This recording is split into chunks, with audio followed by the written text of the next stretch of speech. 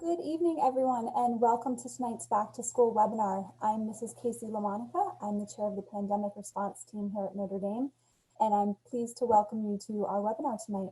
I'm going to first introduce President Mr. Robert Puris to give a few words of welcome. Good evening. I hope you can see me. I'm not sure if my video is showing here. I think you can hear me, and I've been given strict instruction to keep this under a minute. I see I'm already at 40 seconds remaining, so I just want to say how proud I am of all of you for participating with us. We have nearly 200 participants. I'm proud of the parents who are entrusting your students to us this year. It feels great to have this sense of normalcy that we're starting again. It's unfortunate that we are starting in a hybrid form, but we're so hopeful that eventually we can be back to full school. I'm really proud of our faculty and staff who are so looking forward to welcoming your sons back. And I'm especially proud of the entire pandemic response team that worked so tirelessly. Casey LaMonica, Joan Shoemaker, Ruben Valencia, and Joe Ramirez, Lino Izzo, the entire team, and Chris Chuka have done a great job getting ready for this year to start.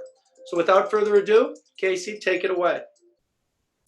So the way this evening's format is going to work, we're going to give a brief overview of some of the activities and clubs and questions that you, the parents and families, have submitted to us. And then Mr. Ramirez, our Vice President for Student Success, and Mr. Valencia, Vice President for Academic Affairs, are going to answer a series of questions that you've all already submitted.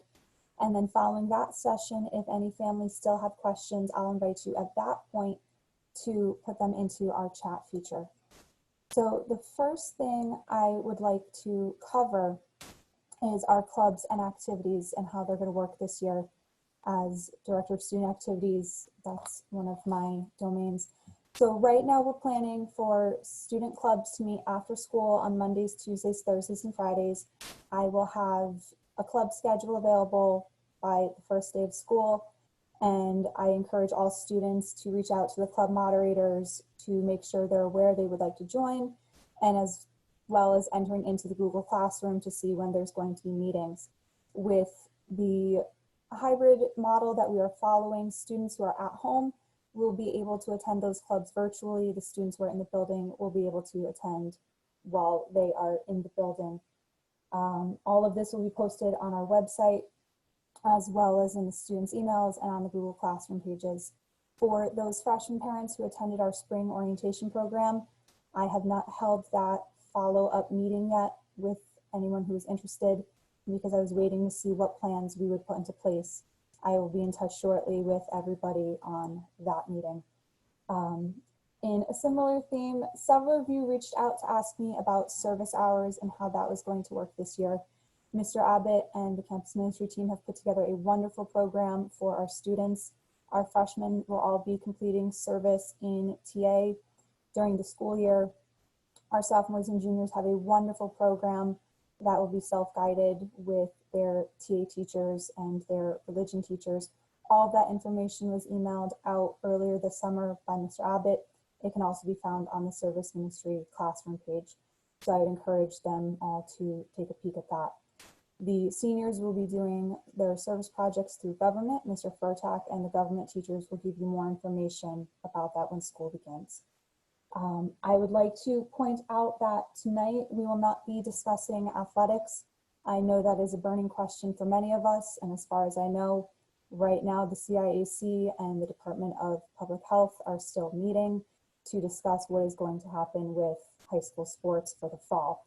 So we don't have any information for you at this point in time. When we do have more information available, Mr. Shea, our athletic director, will hold a follow-up meeting. So athletes, prospective athletes, please just keep an eye on your emails. You will probably see it when the various news stations report it at the same time many of us do, but we will follow up with that. You may all also notice Mr. Izzo hanging out down here.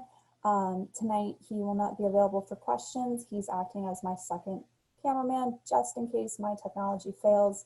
He'll be able to step in and seamlessly run the rest of our meeting.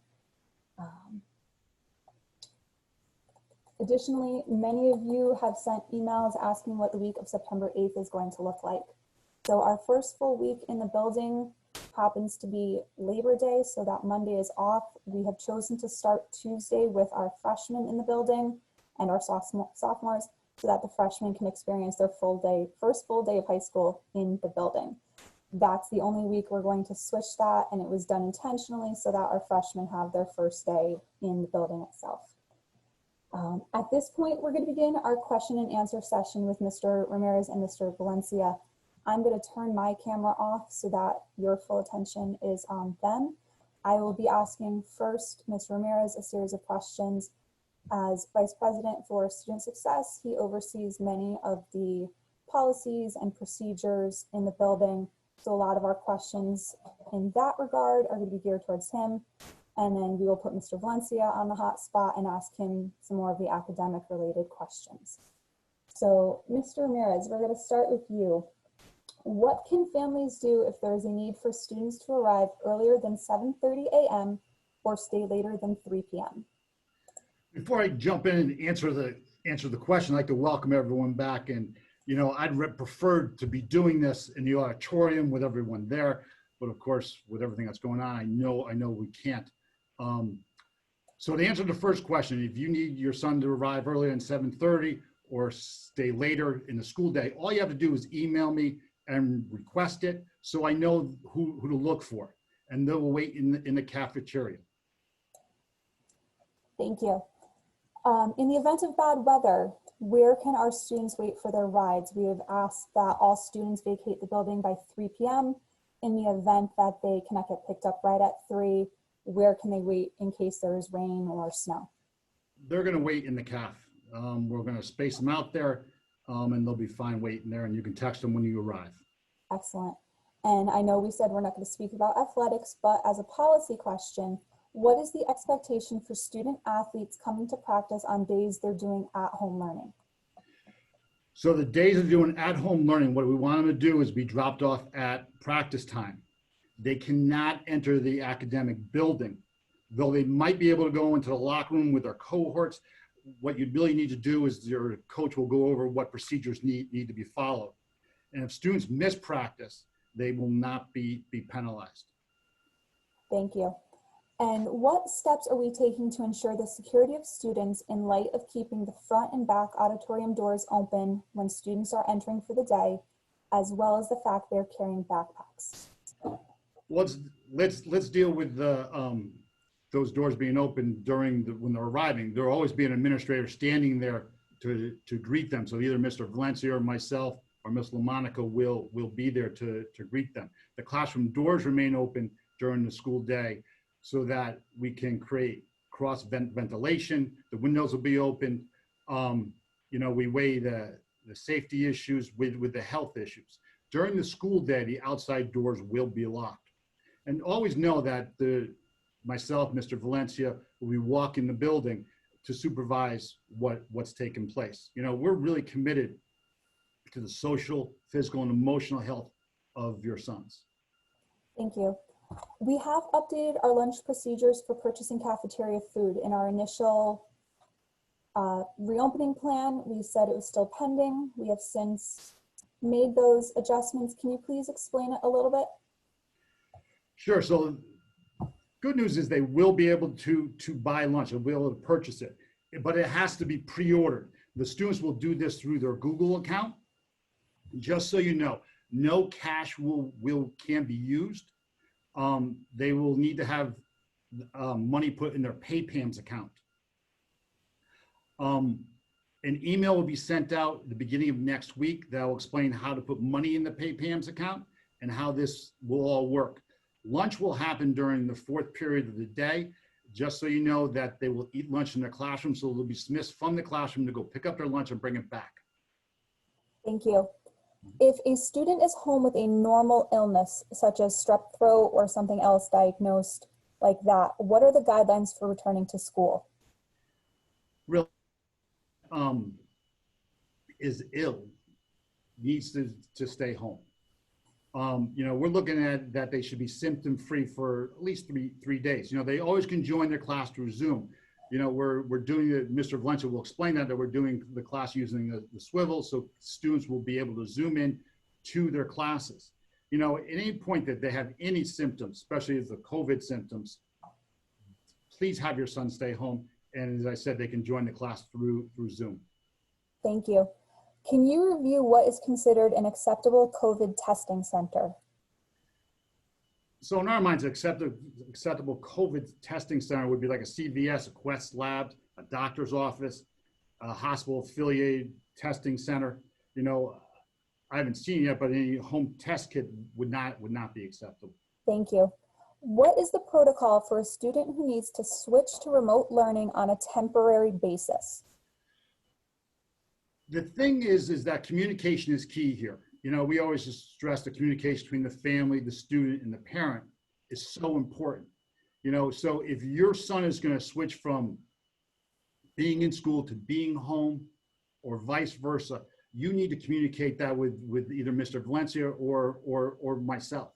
And really realize that he always can Zoom in the class. And the other thing I want to mention is that if your son is sick, has an illness and can't be on the Zoom and can't, you know, attend in the building, that please fill out the Google form on the absentee Google form. You can find that on our website or call the absentee line.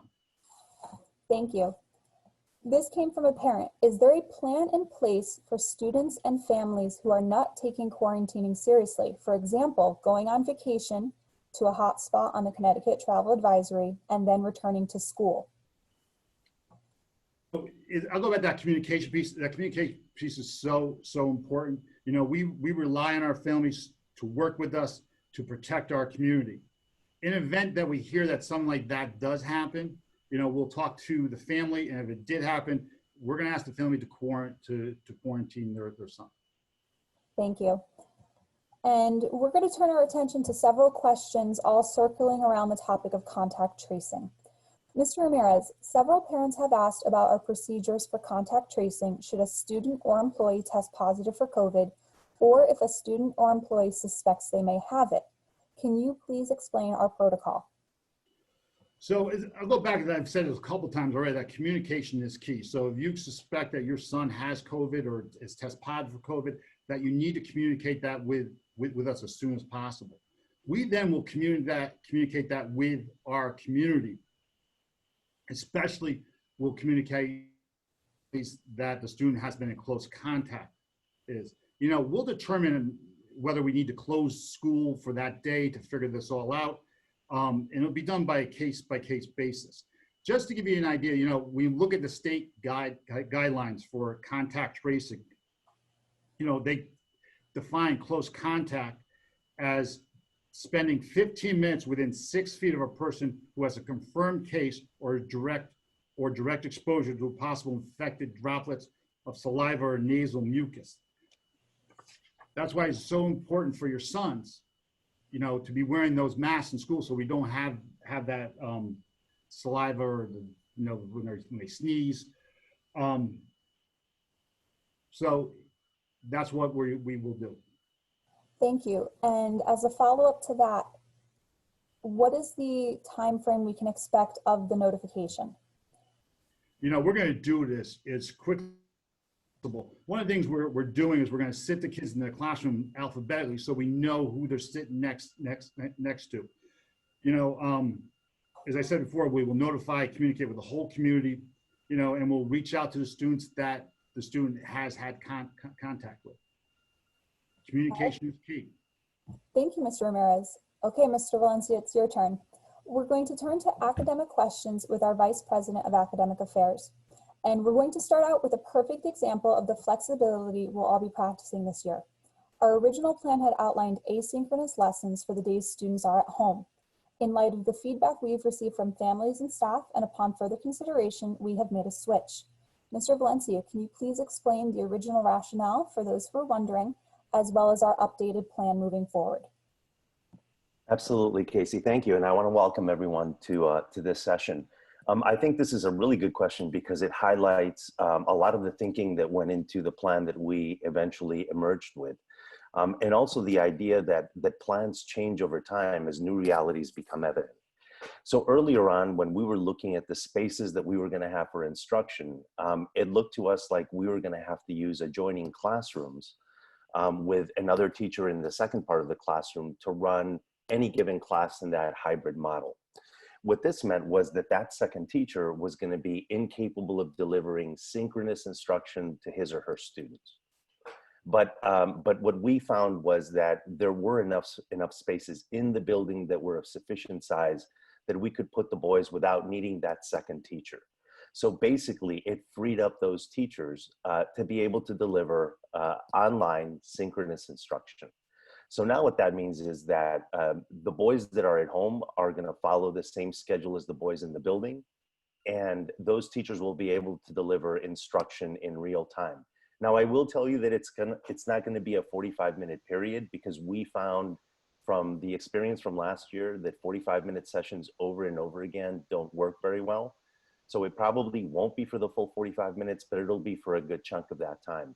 And what we're hoping to do is just get the kids, you know, take attendance, make sure they're settled in, make sure they're doing the work. And that way we can keep better track of them. Thank you.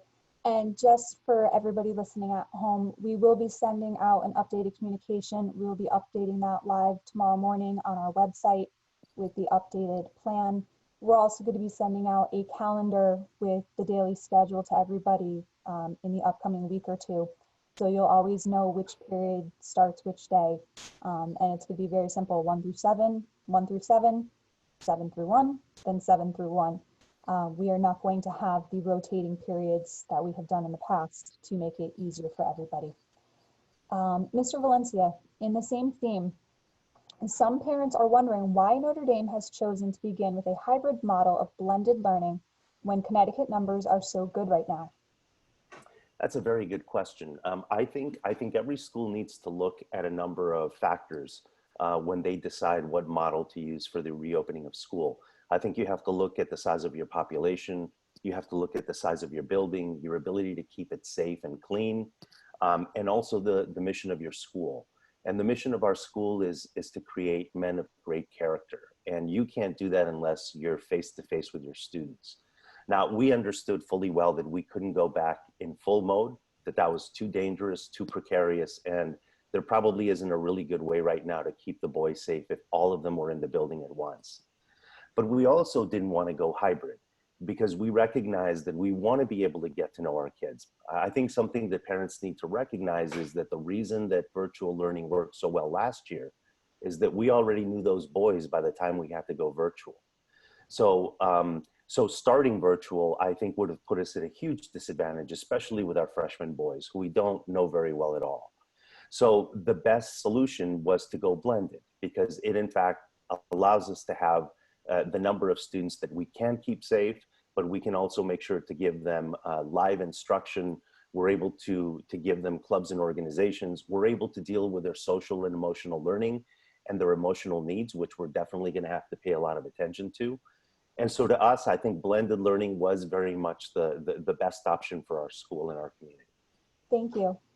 And how will it work if a student is in a mixed grade level course? For example, if a sophomore is in a junior level math class?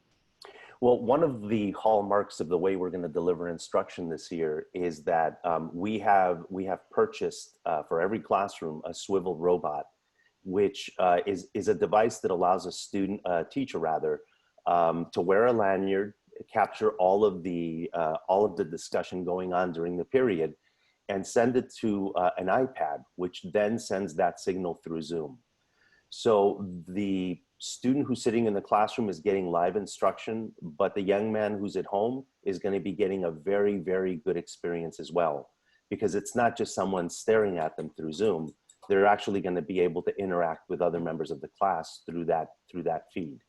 So a mixed class won't be a problem, because the junior who happens to be in the building will be live, but the sophomore who happens to be at home will also be seeing the same class. So it should work very well. Excellent, thank you. Several parents have asked if there was any collaboration with the other private schools as to ND's opening plan.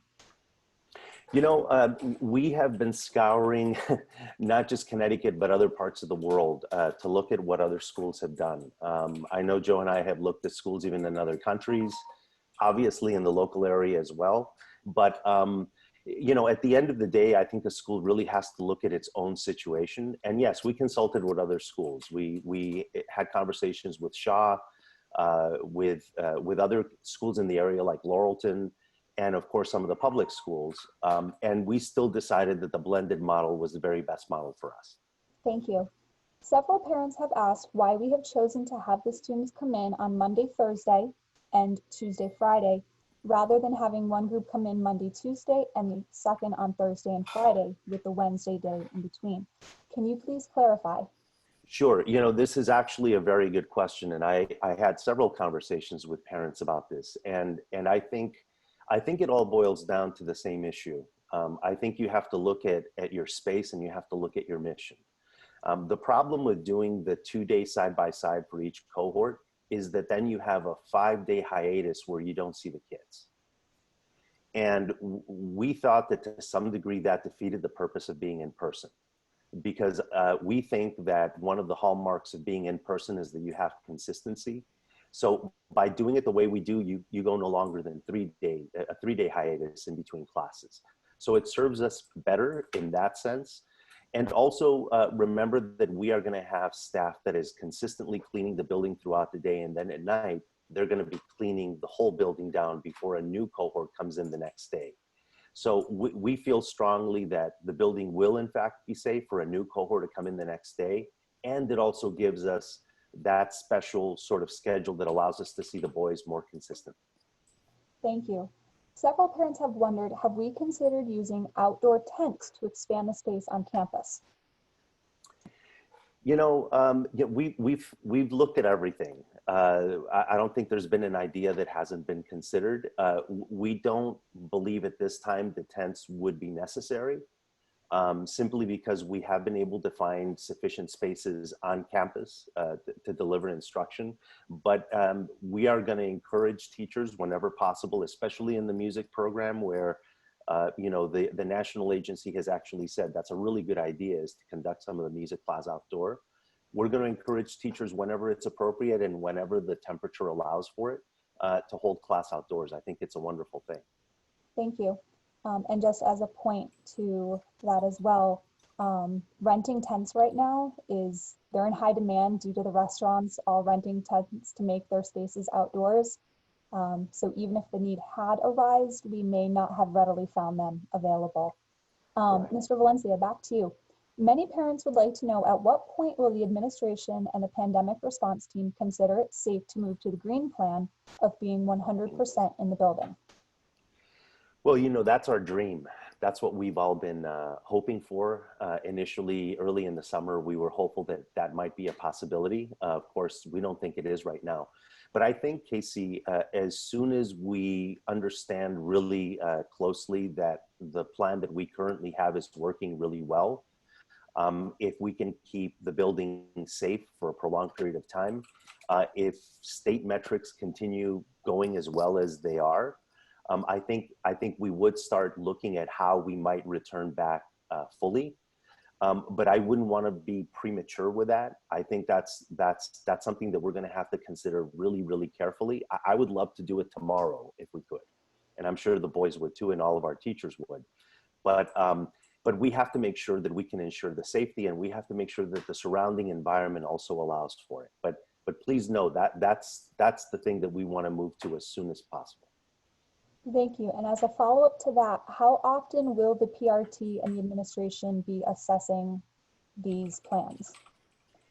So I would say that we're probably going to be assessing them on a weekly basis. But I think those administrators that are charged with making these decisions, as they walk around campus, we're going to be taking notes. We're going to be seeing what works and what doesn't. But we're definitely going to evaluate the situation on a weekly basis. Thank you. And at what point would we consider moving to a completely remote plan, going to that blue plan? And that's exactly what we don't want to do. You know, moving to to a completely virtual plan would be a situation where we had a number of instances of boys with COVID in the building, or maybe even teachers, or where we felt that we could no longer sustain the cleanliness of the building, or the level of hygiene that we need to prevent this virus from spreading, or if there are outbreaks in the surrounding area, or if our governor tells us that that's where we should be moving because of other health concerns. That's probably at the point where we would migrate to a fully virtual. Thank you, and I'm sure we can all agree nobody really wants that. Nobody wants that, yeah. As a follow-up, Mr. Valencia, have any faculty members opted to teach remotely? If so, please share how many this applies to, and if it will be noted on the student's schedule.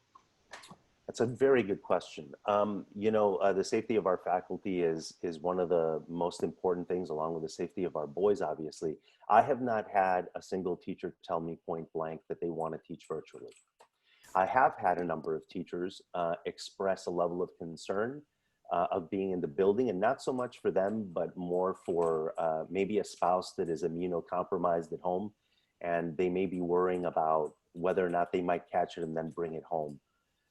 Right now, I haven't had one request of a teacher saying, I'm not going to be in the building, I need to do this virtually. Now, I will also tell you that teachers haven't returned to the building yet. They do that on Monday. So that may change, but I think I probably would have heard by now if there was a teacher saying that they weren't going to come in the building. Thank you. And what kind of social emotional research has been compiled? This is coming from a parent. The studies I have looked at state that students at this age need to be with their peers. What are you finding? The social emotional component of this is one of the most daunting parts of the COVID outbreak in schools, because we know that boys thrive when they're in the building and they don't thrive when they're in isolation. And we're sure that we are going to have to deal with some social and emotional issues when the boys return into the building in a few weeks. We've been looking, the good news is that the community of educators around the world has been very good about sharing ideas, their experiences, articles. Here at Yale, we have a center that dedicates itself to emotional intelligence. We've been keeping up with them. The National Educators Association, we've been reading a lot of things about what we need to do in terms of social and emotional health. We're actually going to dedicate time to social emotional learning next week in professional development. It's going to be a cornerstone of how we reopen the school. We've told our teachers that Maslow before Bloom. And I know many of you think that's just jargon, but what that means is we're going to put the safety and the well-being of our boys in front of the pedagogy, at least initially. We need to make sure that the boys are safe, because boys don't learn if they don't feel safe.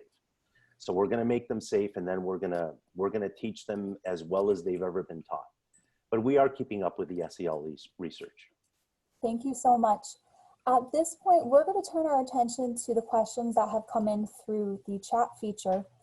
Parents and families out there, teachers too, I guess, if you still have any questions that we haven't answered at this point, feel free to start popping them in. I'm going to start reading through them and we'll see how far we get. The first one's an easy one. Do those who drive need a parking pass? Oh, let me unmute Mr. Ramirez. Yeah, yes, they do. All the kids that applied for a parking space, I sent them an email yesterday. They should have received it about when they come in and pick up their parking passes. It'll be on the day of their orientation or 2 days before that. Excellent. And now is a good time to remind all those students out there, check those emails, especially you seniors who I'm still trying to get your senior sweatshirt order from. Now's a good time to check those. With the premise, here's another parent question. With the premise that boys learn differently and are not necessarily as attentive or focused, what are the benefits of a 4-day school week for the students?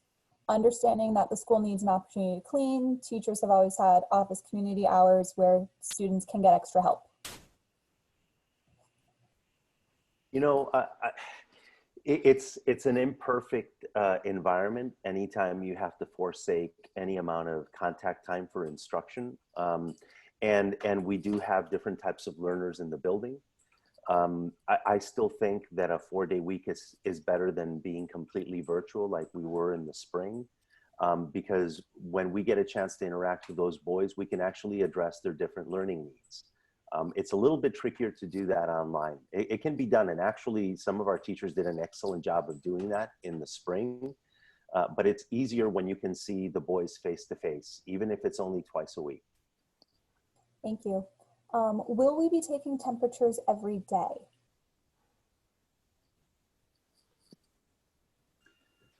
At this point, no, we're not going to be taking temperatures ever. Thank you. Moving on, will we be given, oh, I skipped one, sorry. Will we be given lockers? At this point, what we're asking the boys to do is bring everything in backpacks, that they will not be, have lockers, not be able to use their lockers, but they should bring everything they need for that day in their backpacks.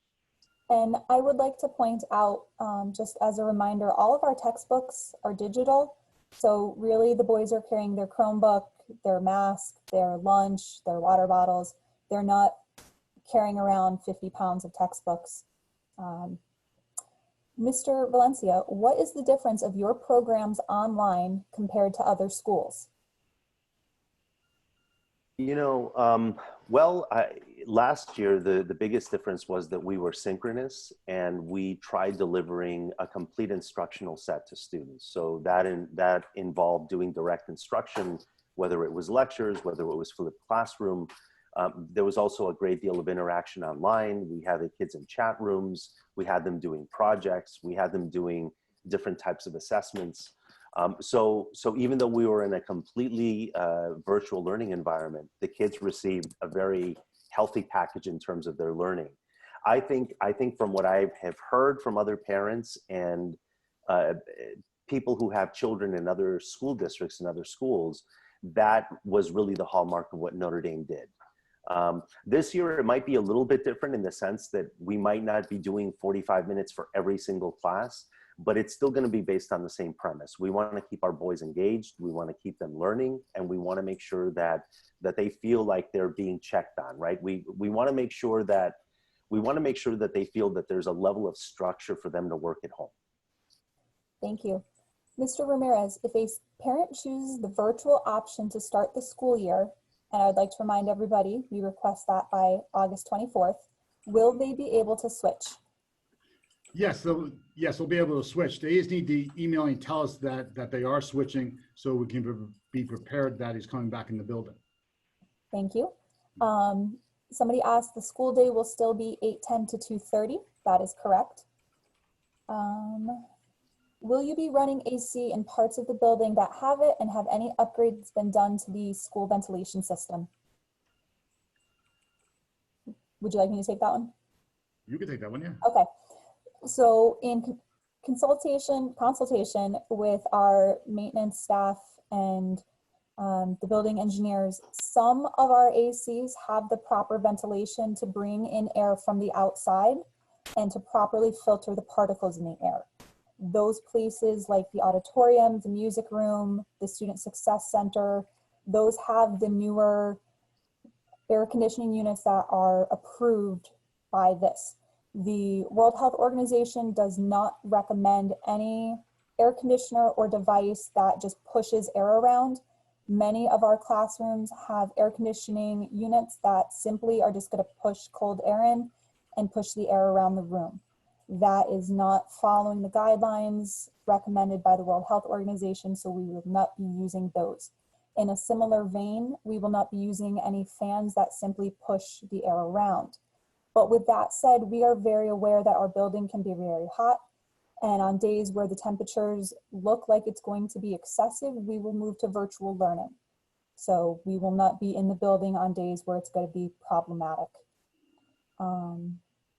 Will there be a virtual college fair for seniors? Yes, Mr. Mastriano will be hosting a virtual college night. That information will be coming soon in a communication home. If students play sports, then how will they also be able to participate in clubs if sports are held right after school? Unfortunately, this year, that's going to be one of the drawbacks. That was one of the most beautiful things 2 years ago when we moved to the community period. Our students didn't have to choose between sports and extracurriculars. This year, with the pause on the community period, Unfortunately, we're going to have to work together as coaches and moderators and students and moderators to try to make those kind of situations work. We'll be flexible, we'll figure it out. I have had several moderators ask, you know, can we do our club on Wednesday when we have the reading day? And that's perfectly acceptable to me if the moderator and the students want to use their time like that. So we will make every effort to try to allow our students to develop that well-roundedness that we want of a Notre Dame man. Will we be providing the students with mask breaks? Does anyone want to jump in there? We're going to try. We're still developing that to be part of our schedule. Who is going to be covering classes when a teacher is absent?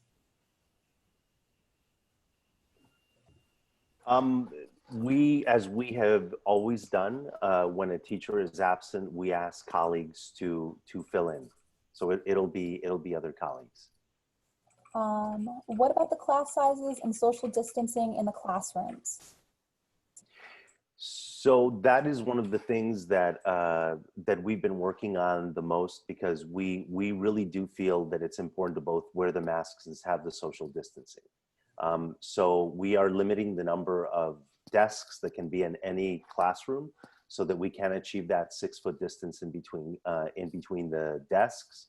And we're also making sure that everyone is consistent in the way they mark and where they seat their students for contact tracing. But we're doing everything possible to make sure that we have that social distancing in place. We're also utilizing our larger spaces as classrooms. So we are very cognizant of trying to keep the kids socially distant. I mean, as you know, they're young men and they like to jump on one another and high five each other. We're going to try our best to keep them apart. After the students are required to clean their desks with a disinfectant wipe, will they have a chance to wash their hands afterwards, especially if they're then going to eat? You know, they'll have the opportunity to go to the restroom if they need to. In each room, just so you know, we put wipes and hand sanitizers, so the kids will be able to clean their hands.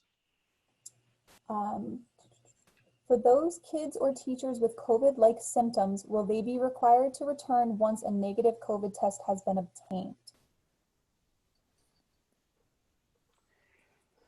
Well, I think we, you know, with anyone, I think the word required, we want to make sure that they feel safe enough to come back. You know, I think they're going to want to come back as soon as possible, but I don't think we're ever going to put pressure on them and say, oh, you must be back by this day. If they don't feel comfortable coming back into the building, I think it would be unconscionable to tell them that they had to. Thank you. Confirming juniors' first day. So calendar-wise, I know many parents and families were confused by our first week of school. The first week of school, Monday is off. In the building on Tuesday will be freshmen and sophomores. In the building on Wednesday will be juniors and seniors. In the building on Thursday will be our freshmen and sophomores. And then our seniors and juniors will finish out the week on Friday. We, again, wanted to make sure our freshmen had their first day of school in the building. Some have asked, what about that cleaning day? It's the first week with everybody in the building, and we will be thoroughly cleaning at night, every night. That's one of the big reasons we want everybody out of the building at 3 p.m. so we can begin that thorough cleaning. That week is the only week we're going to switch up the days. And sometime in the next week, week and a half, we will send a full calendar with every day who's supposed to be in the building, who's at home, and what period we're using through email. So that information will all be readily available very soon. Probably the most important question of the night: will students that bring lunch boxes be allowed to use the microwave in the Clat in the cafeteria?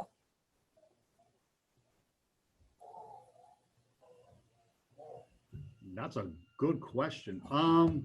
We have not thought about that. We will need to think about it and plan something out for that. And we will discuss that sometime in the next couple days, and we will let you guys know what the ruling is going to be on that. I think we can probably provide microwaves on every floor, something like that. We'll think about a way to make sure that eating and preparation of food can be done properly, and microwaves in classrooms potentially. All right, and another important one, and I know as a fellow allergy sufferer, this is something that's been on my mind. I know we are to keep our sons home if they're ill and or have any of the identified symptoms, but what about the boys with allergies? My son coughs every day. He's on Claritin, which helps, but he still coughs. Should I keep him home?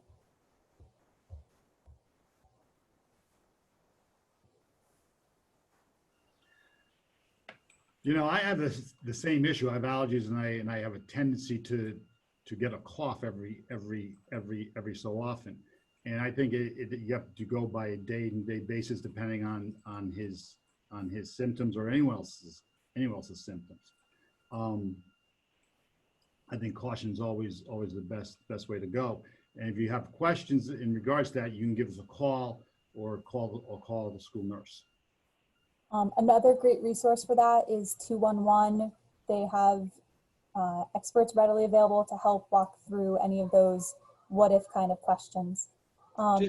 Just to jump in too, as a dad, and since we're in a new normal, as we're all getting ready for our school supplies, one of the things that I've just done recently for my kids, so if I was the parent that had that issue with the cough and my son on Claritin, I would send my son to school. I've bought several masks, and I'm making sure that my kids are comfortable in which mask is going to work best for him or my daughters, so that when they're in the situation that they're in the mask all day, that they're going to be comfortable. The other part, the video, which was so well done with all our actors, it's so important for me to emphasize to all of us is we have to play our part at home, because I saw those questions about, are we taking temperatures? We've purchased a unit that will allow us to screen temperatures when students are arriving, but we're not 100% sure about its efficacy. So we're doing some tests with that. But also, it's really important that I just actually purchased an infrared at Home Depot. I'm a little bit suspicious of the infrared. They're being used. I'm a little more old school, but it's important that parents are taking the temperature at home. And where we can't be old school anymore, and I was the son of a pediatrician, and I was never able to fake being sick, but that has to change now. If there are symptoms, or if there are sniffles, or if there are issues, it's going to be important that parents and together with the student make the right decision to say, maybe we should stay home until these symptoms are determined to be just common cold. So we all have to be in partnership together. Thank you. If a student is struggling and needs extra help, when will that be available?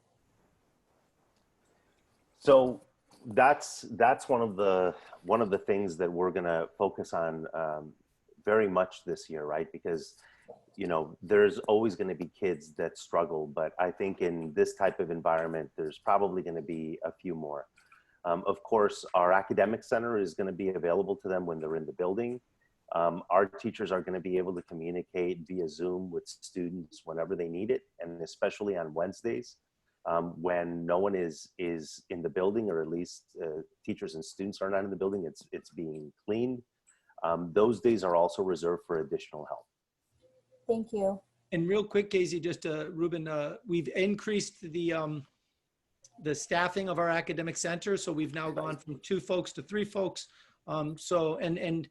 Their reputation is outstanding. They've been excellent over the period of the spring, as well as when we're in full session, of their willingness to connect with the boys, both during school hours and through email, or obviously through Zoom or any other means necessary. So I know they'll continue those high standards.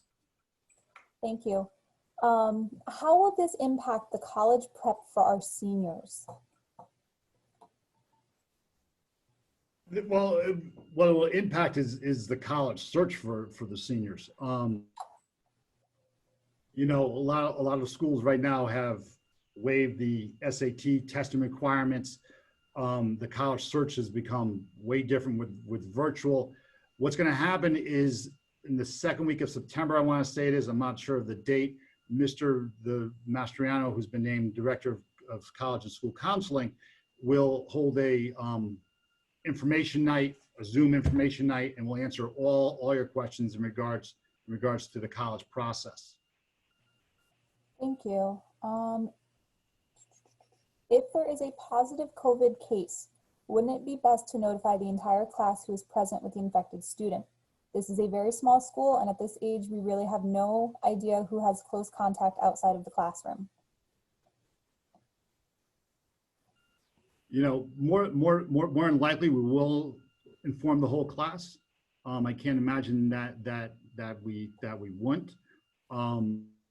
And we're going to notify the whole school that we've had a positive COVID case.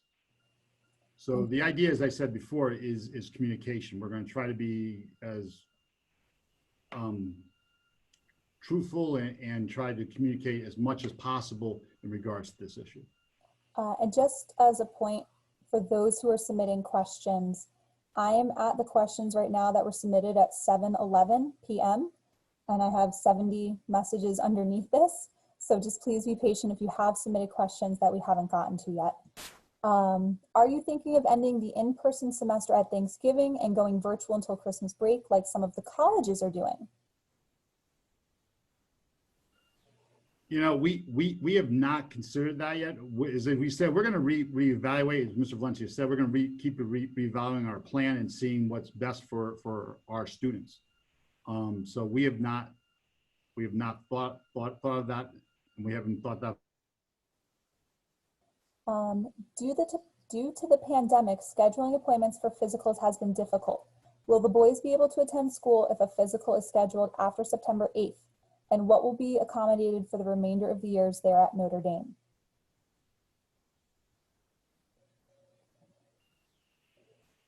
I assume we're talking about incoming freshmen. I am not 100% sure of that. We'll have to get back to you on that, on what the law is on that, or what the nurse will require. I'm not sure the state has waived that rule yet, but we will definitely find out. How often will you have advisory meetings with TA? Just so you know, the schedule is a 7-period schedule. So all classes will meet, including TA. TA will meet every day that they come to school. Is an integral part of what. Thank you. Several parents have asked, when are we getting the computers for the freshmen? They will get those during their orientation week. We are bringing our freshmen in for 2 days. The first day is going to spend some extensive time setting up their Chromebooks, their Gmail accounts, getting them into the G Suite use of products with their TA teacher and their peer counselors. So our freshmen will get that during the orientation days. If a family chooses not to attend the orientation day, they can make arrangements with either Mr. Izzo or Mr. Footit to pick up that Chromebook. When Notre Dame goes back full-time, the gold plan, will the schedule that was apparent last year be used, being that we have 5 classes per day where 2 rotate? That would be the plan. And hopefully we'll be able to come back at some point and go back to our old schedule. But as I said, if we can't in the building and maybe go to a different type of schedule, who knows? But our goal would be to come back to our old schedule, which we loved. Excellent. Will the teachers be recording their Zoom session for the work at home days? Yes, just like we did last year, those classes will be recorded. In the event that a student isn't able to attend virtually, they'll be able to access that class at a later time. Are there any regulations or requirements for the types of masks the students wear? Should they be free of statements, logos, pics that are controversial or some might find offensive? Yes, they should be free of all of that.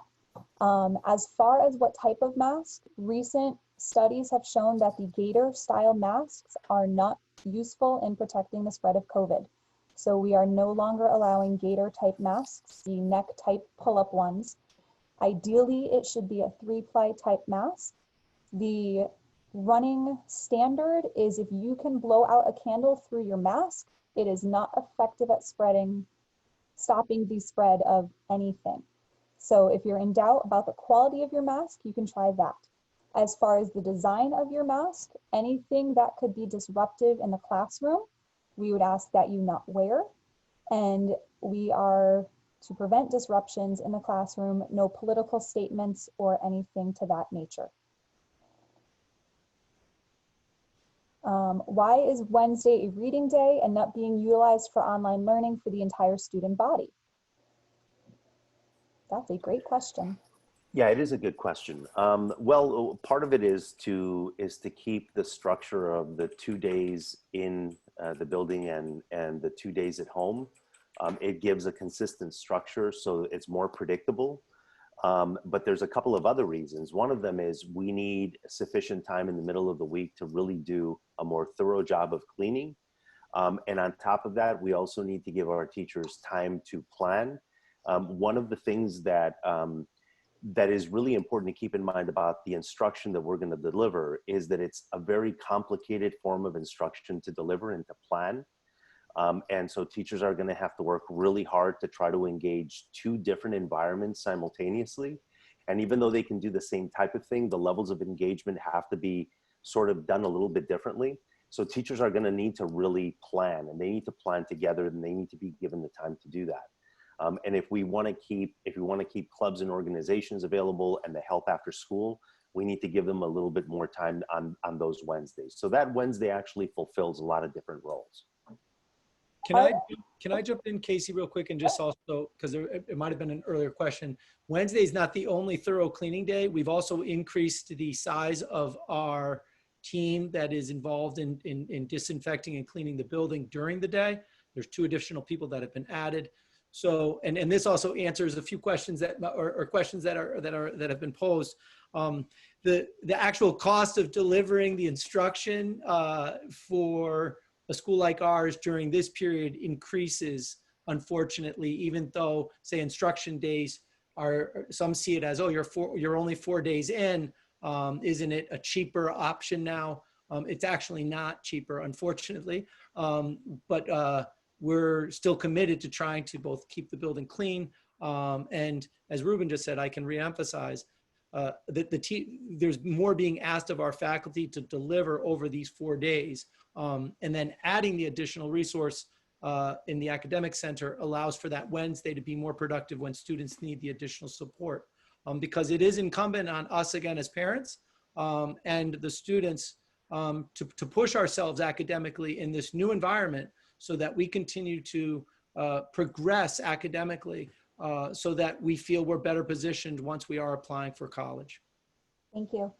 Circling back to physicals, I was fact-checked by somebody else watching from staff, and he said the nurse needs something recent, not necessarily current.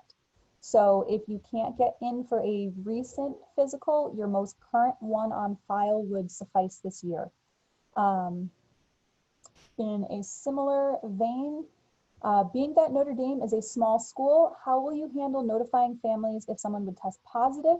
This is where our alert management system is going to be crucial this year. And here is a good place to make a plug for Mrs. Shoemaker. Freshman parents, please make sure you send back your student information forms.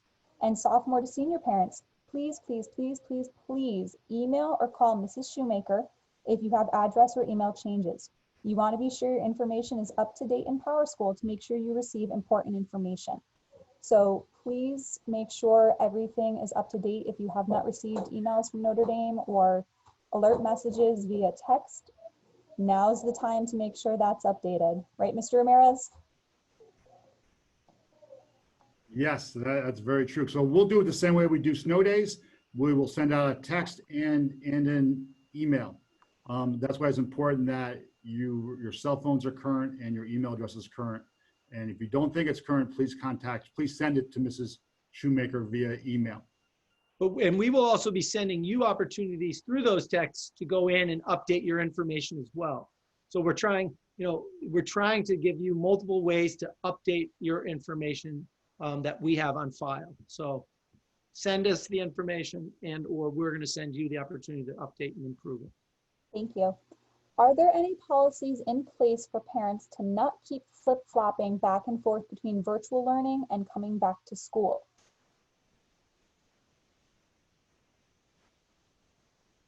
I'm interpreting that to mean I can't just on a whim decide my son's coming today, but he's going to stay home tomorrow. Do we have any formal policy in place for that? You know, we don't want the kids to flip flop. We want the kids we want everyone to be in school. That is our goal. And if you're going to stay home virtually, you know, they should be home virtually. They should not be flip flopping day to day. And we did talk about that, Mr. Ramirez, that it's important that if a student is requesting the virtual option, they are communicating to both Mr. Ramirez and Mr. Valencia, and the parents are involved in that communication with and receiving permission to be in the virtual option. So the communication has to be clear. A student can't just say, "Oh yeah, I've decided to stay virtual today," and not choose to not come in. That's going to be marked as an absence. Thank you. Very quickly, what is the dress code for the first week of school and the opening part of the semester? The dress code for the orientation days is kids could come in t-shirts and shorts. That's fine. Once we start the school year, though, once we start on that September 8th, it's the polo. They can come in shorts, sneakers, socks. That will be the opening dress code for the first month. Thank you. Since there are certain directions that the students have to walk to class, will there be more time given to getting to class? You know, that's a great question. What we had actually academic board meeting today, our first one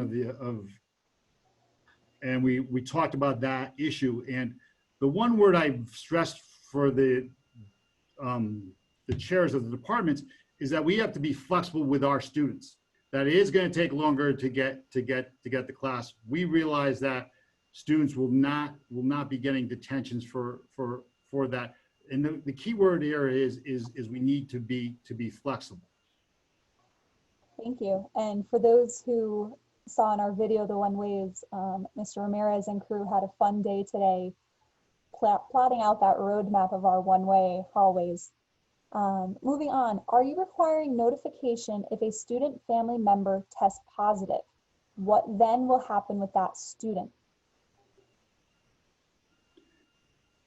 If someone that they are living with tests positive, then that student, my understanding is that student needs to quarantine for 14 days. Yes, absolutely. So if someone does test positive within your immediate household, that student is required to quarantine for 14 days. If symptoms occur within that 14-day period, the 14 days resets from the onset of symptoms, and you must be symptom-free and fever-free and all that jazz before returning to school. It would certainly be beneficial to us for a notification. You can email Mr. Valencia or Mr. Ramirez a quick email just saying, just an FYI, my son is going to be quarantining at home. He'll be switching to virtual learning for this time, unless he is physically incapacitated and cannot be on his computer for his classes. That way we know to expect him as teachers in our Zoom classroom, and also just so we know that that is potentially there. That was already answered. Sorry, some of these questions were already answered. Is there an isolation room for any student who might display signs of being sick? Yes, there is. There's a room opposite where the nurse's office is. Thank you. If a student is caught consistently not properly wearing a mask or pulling it down often, how will that be dealt with? You know, it's going to be, I hate to say this, it is going to be a battle, I think, trying to keep the mask on the students. And we will remind the kids consistently about wearing masks, going the right direction in the hallways and all of that. But if a student continues to repeat that he's having a hard time handling being in the building, then we'll have to question whether he can continue. And that would be a discussion with the student and the student's family. Thank you. Will the students attend gym class? The students will attend gym class. Mr. will be the gym teacher, and he will do individual things with the students. Thank you. Have you considered having all student present a negative COVID test before they start the school year like local universities are doing? Would you like me to field that from the pandemic response team? Sure. So the pandemic response team extensively talked about this, and our feeling with requiring everybody to get a negative COVID test before coming back was twofold. First, right now in Connecticut, it's not extensively easy to get a COVID test. If you try to go to one of the quick rapid turnarounds, it's typically a 3, 4, 5, 6 hour wait. That would put an undue burden on some families. And if you had to wait a week to get that test result, well, in that week, there's a lot that could happen. I could walk into CVS right now, get a COVID test, and then go to Big Y, Costco. And trust me, I'm not doing all of these things, but I could go to Big Y, Costco, 5 other places, pick it up someplace, have a false sense of security coming back into the building the next day because I walked out with a negative test. So we did talk extensively about that, and we ultimately chose not to have a test required because unless you are truly going from the test to your car, to your house, having no contact with the outside world before you walk into Notre Dame's building, it's a false sense of security. So we opted not to require that. Will there be enough wipes given each day in each classroom? In the video, the Clorox wipes container seems small. Mr. Chuka, our head of maintenance, and I have talked about this extensively. He has ordered as many wipes and sprays and things that he possibly can. Many companies are still diverting to medical facilities, but we do have a nice stockpile at Notre Dame. He has been very diligent on making sure we have that. He started ordering things in April and May ahead of this because we knew it would be in high demand. Certainly if any family has an extra stockpile and would like to send them in, I don't think any of us would turn them away, but we do have quite a stockpile right now. And some of these questions seem like they are responding to something that was said in the moment, so I'm going to go through them. Will the students switch classes or will the teachers come to them for the different subjects? The students are going to be switching classes. And again, just as a matter of protocol, when a student enters a classroom, he's going to have a wipe. He can wipe down his desk like you saw Owen do in our video. He will be able to use hand sanitizer at that point in time. In a high school setting, our students don't stay in the same class of kids all day. So having the teachers come to them in a high school doesn't have the same effect as in an elementary school or other grades. How will we obtain Zoom links for our new classes if we want to go fully virtual? On orientation days and the first week of school, the teachers will all have Zoom links ready for you guys. And just like in the spring, I would suggest that all of our students create a master document for all of their Zoom links for their classes, as well as the clubs that they may be attending. We have a couple questions about buses and carpooling. I'm writing those names down to pass on to Mr. Izzo later, so those questions can be answered later. Typically with carpooling, we have families who are available, and Mr. Izzo, Mr. DeFeo can help facilitate that. So I am writing your names down if you're popping in about that. Will the boys need to sign up for an extra help session on Zoom? Just have them talk to their teachers. Our teachers are very approachable for those who are new to the building.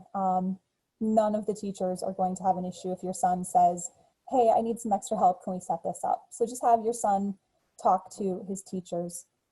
If a student's family member is sick, will the student need to quarantine? That's a repeat question, but just again to reiterate, if somebody does suspect you have COVID in your household, just for everybody's sake, stay home. You can attend your classes on Zoom that day. It's really going to take a community to keep our school building open. We need to have each other's backs this year. So if you suspect somebody may be sick, just stay home. Better to be safe than sorry. One lovely parent says, thank you for all your dedication. We appreciate those kind words. If a child has a medical reason not to wear a mask all day, will he be allowed in school? No, we are going to require him to attend virtually. We feel that is the safest way to keep your son safe. In the same regard, if he medically cannot wear a mask and attend school, he may also not participate in athletics. Will there be a college essay writing course? That is a great question to email to Mrs. Abbott. I'm sure she is thrilled at the shout out right there. All of our senior English teachers will be working on college essays with their students if they haven't already started. But certainly you can reach out to Mrs. Abbott for that. Multiple parents have concerns about the college readiness and the college prep. I think Mr. Valencia will happily echo, we are going to do our best, just as we do every year, to fully prepare your sons and your students for college.